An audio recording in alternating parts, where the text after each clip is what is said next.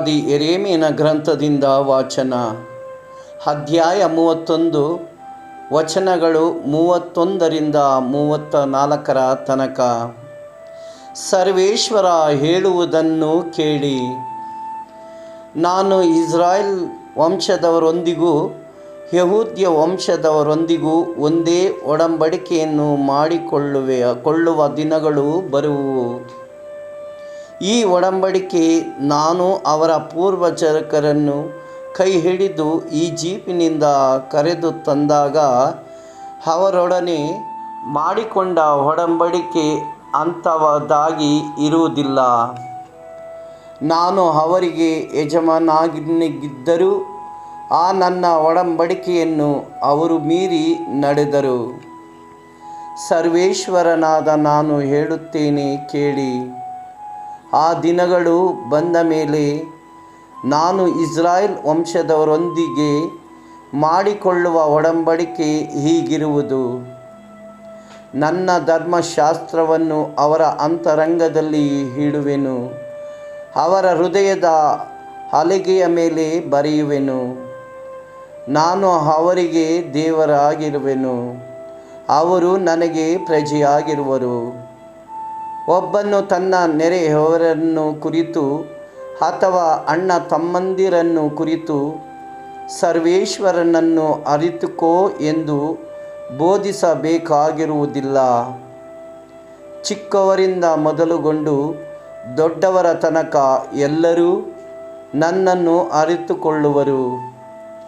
ನಾನು ಅವರ ಅಪರಾಧಗಳನ್ನು ಕ್ಷಮಿಸಿ ಅವರ ಪಾಪಗಳನ್ನು ಎಂದಿಗೂ ನೆನಪಿಗೆ ತಂದುಕೊಳ್ಳುವುದಿಲ್ಲ. ಇದು ಸರ್ವೇಶ್ವರನಾದ ನನ್ನ ನುಡಿ. ಪ್ರಭುವಿನ ವಾಕ್ಯ. ದೇವರಿಗೆ ಕೃತಜ್ಞತೆ ಸಲ್ಲಲಿ. ಕೀರ್ತನೆ ಶ್ಲೋಕ. ವಿಧೇಯನಾಗಿ ನಡೆವ ಸಿದ್ಧ ಮನಸ್ಸನ್ನು ನೀಡು ಪ್ರಭು. ಜೀವೋದ್ಧಾರವನ್ನು ಮರಳಿ ಸವಿಯುವಂತೆ ಮಾಡು. ವಿಧೇಯನಾಗಿ ನಡೆವ ಸಿದ್ಧ ಮನಸ್ಸನ್ನು ನೀಡು. ಬೋಧಿಸುವೆನಾಗ ನಿನ್ನ ಮಾರ್ಗವನ್ನು ದುರುಳರಿಗೆ, ತಿರುಗಿಕೊಳ್ಳುವರಾಗ ದ್ರೋಹಿಗಳು ನಿನ್ನ ಕಡೆಗೆ. ಶ್ಲೋಕ. ವಿಧೇಯನಾಗಿ ನಡೆವ ಸಿದ್ಧ ಮನಸ್ಸನ್ನು ನೀಡು ಪ್ರಭು. ತಪ್ಪಿಸೆನನು ಸ್ವಾಮಿ ದೇವ ರಕ್ತಪರಾಧದಿಂದ, ನಿನ್ನ ಸತ್ಯಸಂಧತೆಯನ್ನು ಸಾರುವೆ ಮುಕ್ತ ಕಂಠದಿಂದ. ತೆರೆವಂತೆ ಮಾಡು ಪ್ರಭು ನನ್ನ ತುಟಿಗಳನ್ನು, ಸಾರುವುದೆನ್ನ ಬಾಯಿ ನಿನ್ನ ನುಡಿಗಳನ್ನು.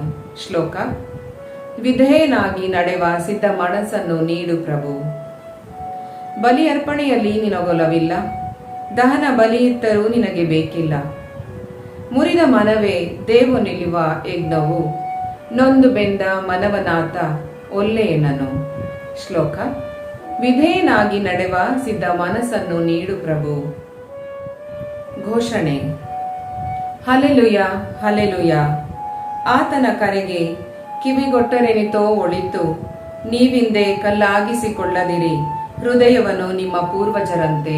ಹಲ್ಲೆಲೂಯ. ಸಂತ ಮತ್ತಾಯರು ಬರೆದ ಪವಿತ್ರ ಶುಭ ಸಂದೇಶದಿಂದ ವಾಚನ. ಅಧ್ಯಾಯ 16 ವಚನಗಳು 13ರಿಂದ